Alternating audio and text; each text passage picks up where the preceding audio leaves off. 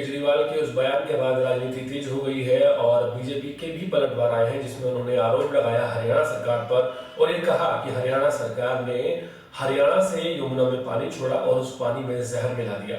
अरविंद केजरीवाल यहाँ तक कह गए कि उस जहर से सैकड़ों लोगों की जानें जा सकती थी, उस जहर से जिनोसाइड हो सकता था अगर अरविंद केजरीवाल की जो एक डिपार्टमेंट है दिल्ली जल बोर्ड का, उसके इंजीनियर्स उस जहरीले पानी को बॉर्डर पर ही ना रोक लेते। अरविंद केजरीवाल काफी परिपक्व हो चुके हैं राजनीति में, इस बात में कोई दो राय नहीं है। आए दिन अपने बयानों के लिए जाने जाते हैं, लेकिन जिस लेवल पर वो राजनीति को ले गए हैं उस लेवल पर शायद कोई सोच भी नहीं सकता। जहां दो राज्यों के बीच फूट डलवाने की कोशिश तो उन्होंने कर ही दी है, वहीं जहर उन्हें नजर आ रहा है यमुना के पानी का, और वो भी उस वक्त नजर आ रहा है जिस वक्त दिल्ली में पानी की किल्लत है। तकरीबन 10 से 12 जगहों पर पानी की कटौती की गई है और ऐसे में जब कोई भी फंडा समझ में नहीं आता तो अरविंद केजरीवाल अचानक से प्रकट होते हैं और एक नई बात सामने लेकर आते हैं। उसमें ये इल्जाम लगाते हैं बीजेपी पर और हरियाणा सरकार पर कि हरियाणा ने पानी में जहर मिलाकर घोला था, इसलिए पानी रोक दिया गया और इसलिए अब आपके इलाके में पानी नहीं आएगा। ये तो रहा एक मुद्दा। सवाल होना चाहिए अरविंद केजरीवाल से और खासकर दिल्ली जल बोर्ड के उन इंजीनियर्स से कि अगर वो इतने ही सक्षम हैं और उनके अंदर ऐसी सुपर पावर है कि वो जहरीले पानी को बॉर्डर पर ही रोक लेते हैं, तो आखिर वो उस वक्त कब कहा थे जब पिछले 10 सालों से दिल्ली के अलग अलग इलाकों में जब आप अपना टैप खोलते थे, पानी की टूटी खोलते थे, तो उस पानी के टैप में से आपको गंदा पानी नहीं मिलता था, बदबूदार पानी मिलता था। उस पानी में कीड़े होते थे और उस पानी में इतनी ज़्यादा बैक्टीरियाज होते थे जिसे पीना तो दूर, आप उससे हाथ भी नहीं धो सकते। आप दिल्ली की तमाम जगहों पर जाएंगे, वहाँ अक्सर आपको लोग ये कंप्लेंट करते हुए नजर आएंगे कि पानी बहुत गंदा आता है। इस गंदे पानी की वजह से लोगों की किडनियाँ खराब हुई, इस गंदे पानी की वजह से लोगों को तमाम तरह की बीमारियाँ हुई, लेकिन इस पर कोई भी कुछ कहना नहीं चाहता। लेकिन सवाल तो अरविंद केजरीवाल से बनता ही है कि उनके वो होनहार दिल्ली जल बोर्ड के इंजीनियर्स आखिर तब कहाँ सो रहे थे जब लगातार पिछले 10 सालों से दिल्ली की जनता गंदा पानी पीने पर मजबूर थी। जहर की बात यहाँ पर करते हुए नजर आ रहे हैं अरविंद केजरीवाल, तो जो उनकी बातों में जो जहर नजर आ रहा है वो भी कहीं ना कहीं मैटर करता है। दरअसल आज दिल्ली का AQI तकरीबन 300 है और 300 AQI का मतलब होता है कि आप जहां सांस ले रहे हैं उस हवा में जहर है।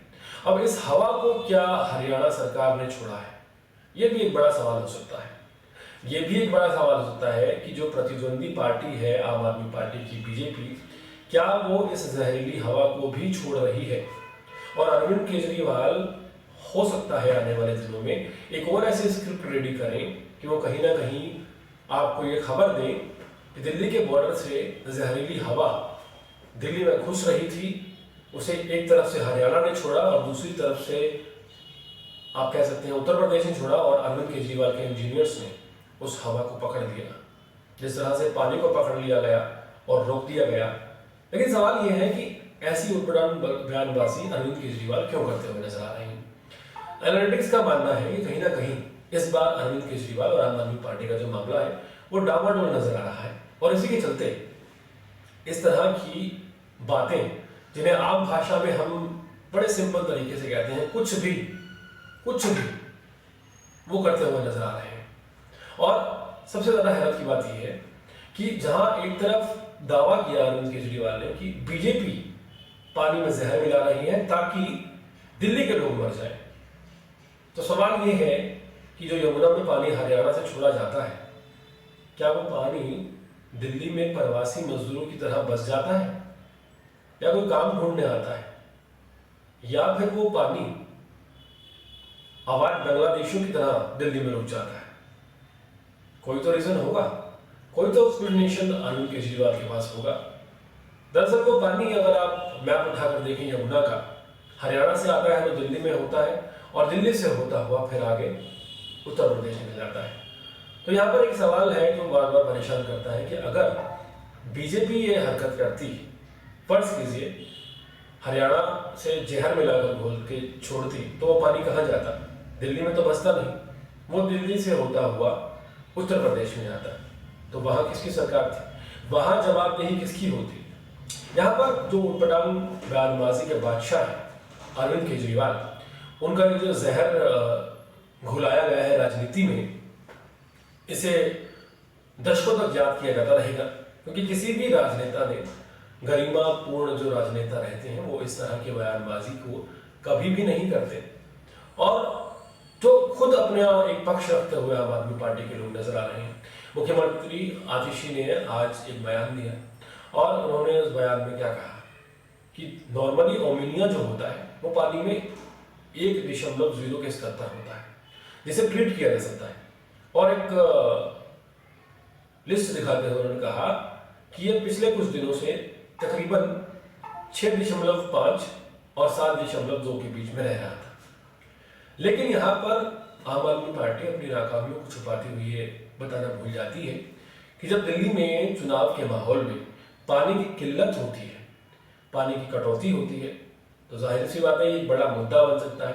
और कहीं ना कहीं ऐसा लगता है कि उस मुद्दे को दबाने के लिए एक ऐसी बयानबाजी आम आदमी पार्टी के राष्ट्रीय संयोजक अरविंद केजरीवाल कर जाते हैं जो सिर के ऊपर से जाती है।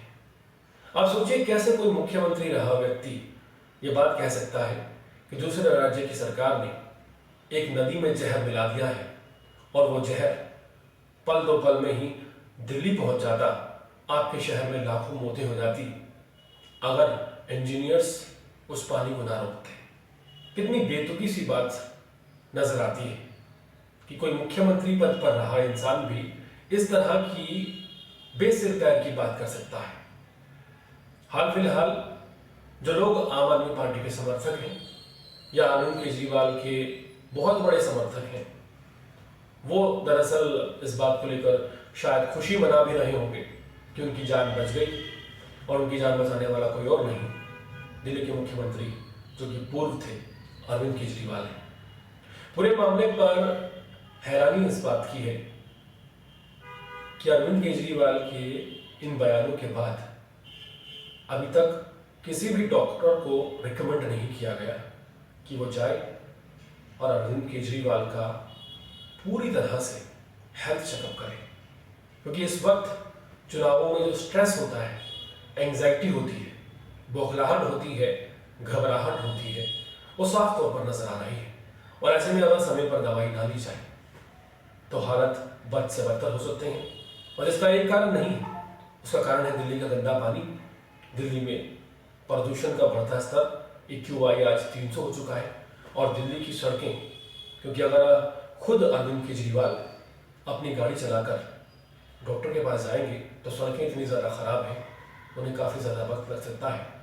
और राजनीति की इसी तरह की जो बातें हैं, इनसे उबरने भी अरविंद केजरीवाल को बहुत वक्त लग सकता है, क्योंकि अब वो इन बातों के आदी हो चुके हैं। पूरे मामले पर आप क्या राय रखते हैं, कमेंट सेक्शन में जरूर बताइएगा। और इसी तरह की अपडेट्स देखते रहिए अर्पण न्यूज़। मैं गुलशन वर्मा, बहुत बहुत शुक्रिया।